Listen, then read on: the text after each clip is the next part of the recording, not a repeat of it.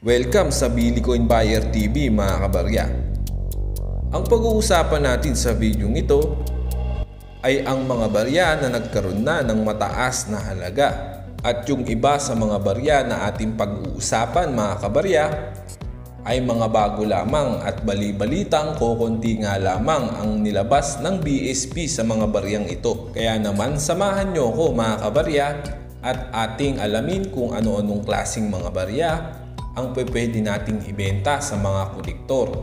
At sasabihin ko na rin sa inyo mga kabarya kung saan nyo pwedeng ibenta ito at kung papaano nyo ito may bebenta sa mga kolektor. Makinig lamang po kayong mabuti mga kabarya at tapusin ang video na ito. Pero bago ang lahat mga kabarya ay nagpapasalamat po ako sa lahat ng mga kolektor na nakasubaybay dito sa ating YouTube channel. At kung bago lamang po kayo dito napadpad, ay kung gusto nyo pong pag-usapan ang mga collector's value ng ating mga barya, ay huwag nyo pong kakalimutan i-like ang video na ito at i-click nyo na rin po yung subscribe at yung bell button para lagi po kayong updated sa mga value ng coins at sa mga kasalukuyan pang barya na magkakaroon ng collector value. Tara mga kabarya, umpisahan natin sa pinakamababang collector's value. Unang-una sa ating listahan mga kabarya ay ang 25 centimo coin mga kabarya na na-demonetize na nga ng BSP dahil pinalitan na ito ng bago. Ang 25 centimo coin na may year 2005 ay talaga namang isa sa mga bubuo sa 25 centimo coin BSP series na itinuturing ng ating mga kabaryang kolektor na isa sa mga semi-hard to find. At alam nyo ba mga kabarya na marami pa rin nakapagtago nito sa atin. Ito po ay maaaring bilhin na sa inyo mga kabarya sa halagang 50 pesos hanggang 100 pesos ang kada piraso. Yan po ay medyo mahirap nang hanapin sa ngayon. Pero sa palagay ko mga kabarya na kung may mga naitago po kayong 25 cents na luma, ay maaari pa kayong makakita ng 25 centimo coin na may year 2005. Yan po ay binibili sa halagang 50 pesos hanggang 100 pesos sa ngayon mga kabarya. Ang sumunod sa ating listahan mga kabarya ay ang 25 centimo pa rin mga kabarya na may year 2003. Alam nyo ba mga kabarya na may dalawang uri ang 25 centimo coin year 2003? Yung isa po ay dumidikit sa magnet at yung isa naman po ay hindi dumidikit sa magnet. Ang hinahanap po ng ating mga coin collectors o ang binibili nilang 25 centimo coin ay yung year 2003 na dumidikit sa magnet. Yan po ay binibili nila sa halagang 50 pesos hanggang 100 pesos na rin mga kabarya ang kada piraso nito. Kaya i-try nyo na mga kabarya at i-check nyo mabuti. Baka mamaya hawak nyo na ang year 2003 na magnetic. So dapat testingin nyo po muna sa magnet mga kabarya. Yan po ay binibili sa halagang 50 pesos hanggang 100 pesos ang kada piraso mga kabarya. Hindi na masama mga kabarya. Ang sumunod natin mga kabarya sa ating listahan ay ang pinakamahal na 25 centimo coin. At talagang usap-usapan nga ito sa mga group ng coin collectors na isa sa pinaka-rare at pinakakakaunting piraso lamang na ginawa ang BSP sa baryang ito. Ito po ay ang 25 centimo coin year 2006 na talaga namang apple of the eye at isa sa bubuo sa 25 centimo coin BSP series na binubuo o kinokolekta ng ating mga coin collectors. Yan po ay maaaring bilhin sa inyo mga kabarya sa ngayon na hindi bababa sa 1,000 pesos up to 3,000 o higit pa kapag yan po ay nasabing brilliant uncirculated o uncirculated na kondisyon. Maraming nag-react o hindi makapaniwala sa balitang ito mga kabarya at maraming hindi pa nakakaalam na itong 25 centimo coin na may year 2006 ay talaga namang binibili ng mahal ng ating mga coin collectors. At hindi alam ng iba mga kabarya na ito ay mahirap hanapin kaya mahal ang collector's value nito. Kaya i-double check nyo mabuti mga kabarya. At baka mamaya ay kayo ang maswerte na makakita nito. Yan po ay binibili ng ating mga coin collectors sa mataas na collector's value. Ang sumunod sa ating listahan mga kabarya ay ang 25 centimo coin pa rin mga kabarya, na itinuturing na hard to find ng ating mga coin collectors sa ngayon. At bali-balitang ito nga daw ay kakaunti nga lang ang nilabas ng BSP sa baryang ito. Ito ay ang NGC o New Generation Currency na 25 centimo coin na may year 2017. Iyan po ay binibili ng ating mga coin collectors sa halagang 300 hanggang 1,000 pesos. At pwede pang tumaas ang collector's value nito kapag maganda ang kondisyon ng inyong mga barya. Maraming nagtaka at maraming hindi makapaniwala mga kabarya na itong year 2017 na 25 centimo coin New Generation Currency ay mataas ang collector's value. Dahil nga kakaunti lamang ito mga kabarya, ay sobrang hirap nang hanapin sa ngayon. At yung iba ay nasa kamay na ng ating mga kabaryang kolektor. Kadalasan na makikita nyong 25 centimo coin na New Generation Currency ay yung year 2018. Yan po ay walang collector's value. Pero kapag ang nakita nyong New Generation Currency 25 centimo coin year 2017 mga kabarya, ay napakaswerte nyo dahil maaari nyo ang pagkaperahan at ibenta sa mga kolektor mga kabarya. Okay, sana ay nasusundan nyo pa po ako mga kabarya at mahalaga na ilista nyo po ang bawat babanggitin kong coins para hindi nyo po nakakaligtaan mga kabarya. Mamaya sasabihin ko po sa inyo kung papaano nyo po ito maibebenta sa mataas na collector's value at kung saan nyo po ito maibebenta. Ang sumunod naman sa ating listahan mga kabarya ay ang piso mga kabarya, na talaga namang pinag-uusapan na rin ng ating mga coin collectors. Ito po ay ang semi-hard to find year 2006 na 1 peso BSP series mga kabarya. Yan po ay kadalasan pa rin nakikita sa ating mga coins, lalo na kung ikaw ay may tindahan. Pero take note lang mga kabarya na medyo mahirap nang hanapin yan. At hindi rin basta-basta magpakita. Ang baryang piso na may year 2006 mga kabarya ay maaaring bilhin sa inyo ng ating mga coin collectors sa halagang 50 pesos hanggang 100 pesos sa ngayon mga kabarya. At kapag yan ay nasabing brilliant uncirculated o almost uncirculated mga kabarya, ay pwedeng umabot sa halagang 150 ang kada piraso niyan mga kabarya. Pero depende pa rin yan sa usapan ninyo ng kolektor at kung ilang piraso yung inyong ibebenta sa kanila. Ang sumunod naman sa ating listahan ay ang piso na hard to find o mahirap na ring hanapin sa ngayon. Yan po ay ang piso na may taon na 2005. Ang pisong ito mga kabarya ay talaga namang itinuturing ng ating mga coin collectors na isa sa mga rare coins o isa sa pinakamahirap hanapin sa piso ngayon. Maraming hindi rin makapaniwala mga kabarya na itong piso na year 2005 ay naibebenta na sa ating mga coin collectors. At alam nyo ba mga kabarya na kapag kayo ay nakahawak ng piso na may year 2005 ay pag-aagawan po yan sa inyo ng mga coin collectors.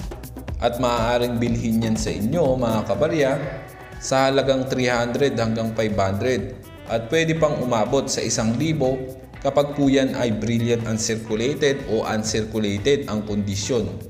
Kaya kapag nakakita kayo niyan mga kabarya ay ingatan nyo at huwag nyong ikaskas kung saan-saang bagay mga kabarya. Okay, lagi nyo pong tandaan mga kabarya na kapag hindi na po kagandahan ang inyong makikitang mga barya ay hindi na rin po kagandahan ang halaga nito.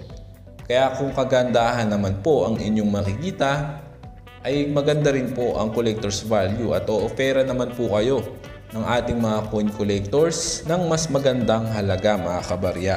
Ang sumunod natin mga kabarya ay ang 1 peso coin pa rin mga kabarya na itinuturing na ngayon na semi-hard to find. At yung iba mga kabarya ay itinuturing na itong hard to find coins. Ito po ay ang 1 peso coin new generation currency na may year 2017. At maraming hindi makapaniwala na ito ay binebili na ng ating mga kolektor sa halagang 100 hanggang 200 pesos kapag yan po ay nasabing maganda ang kondisyon nito. Pero take note lang mga kabarya na itong new generation currency na 1 peso year 2017 ay hindi na rin basta-basta nakikita dahil nga yan ay semi hard to find o magiging hard to find na sa kasalukuyan mga kabarya. So i-double check nyo pong mabuti ang taon ng 1 peso new generation currency ninyo at kadalasan ninyong makikita ay 2018. Pero itong 2017 ay kakaunti lamang ang ginawa ng BSP dito ayon sa ating mga kolektor. Kaya yan po ay maaaring bilhin sa inyo sa halagang 100 hanggang 200 pesos mga kabarya. Ang sumunod natin mga kabarya ay ang 5 peso coin na mga kabarya na may year 2000. Itong 5 peso coin mga kabarya na may year 2000 ay semi hard to find na ito. At talagang binibili na rin ito ng ating mga kolektor sa halagang 50 hanggang 100 pesos kapag maganda ang kondisyon. Medyo mahirap na ring hanapin ito mga kabarya, pero kung kayo po ay may tindahan at kung kayo po ay may alkansya na hindi pa nabubuksan ay posible na maarami kayo ng mga ganitong klaseng 5 peso coin year 2000 mga kabarya. At hindi na masama kapag nakasampu kayo nito mga kabarya ay pwedeng bilhin yan sa inyo ng mga kabarya nating kolektor at i-take all sa inyo ng 1,000 pesos kapag 10 piraso ang inyong makikita. So hindi na talaga masama mga kabarya.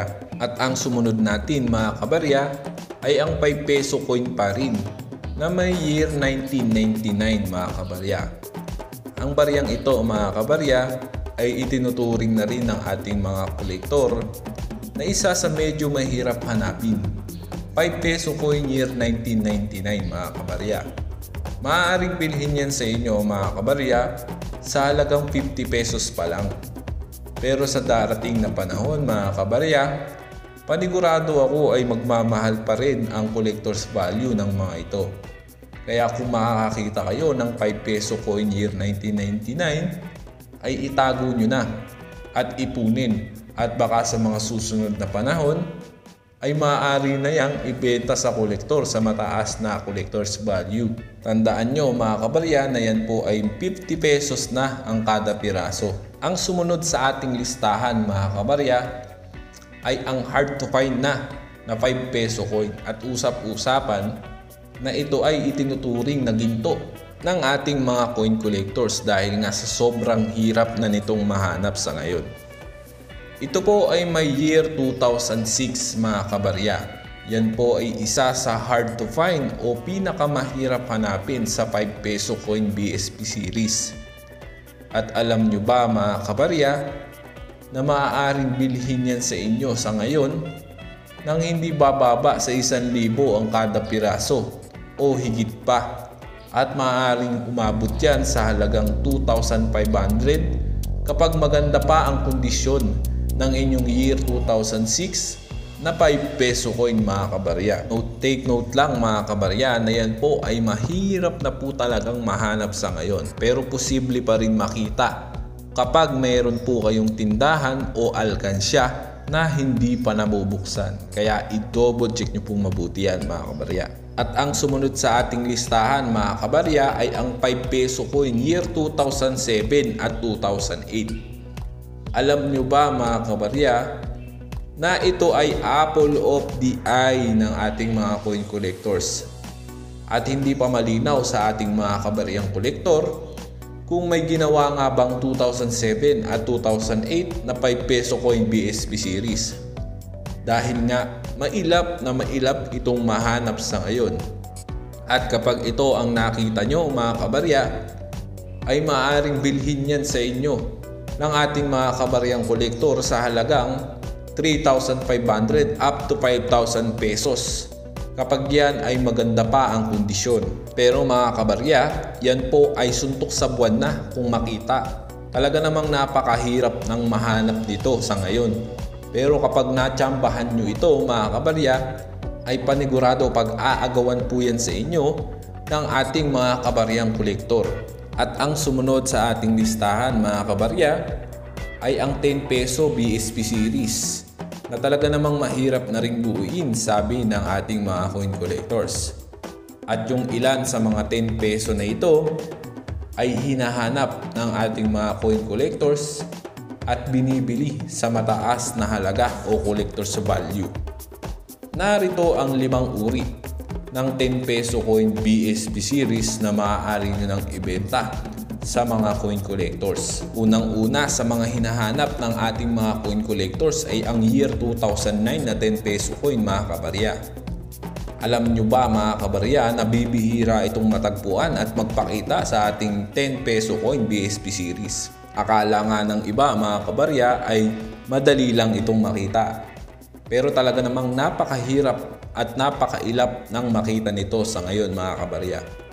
At kung sakali na makakita kayo nito, ay bibilhin yan sa inyo mga kabarya sa halagang 3,500 up to 6,500 mga kabarya.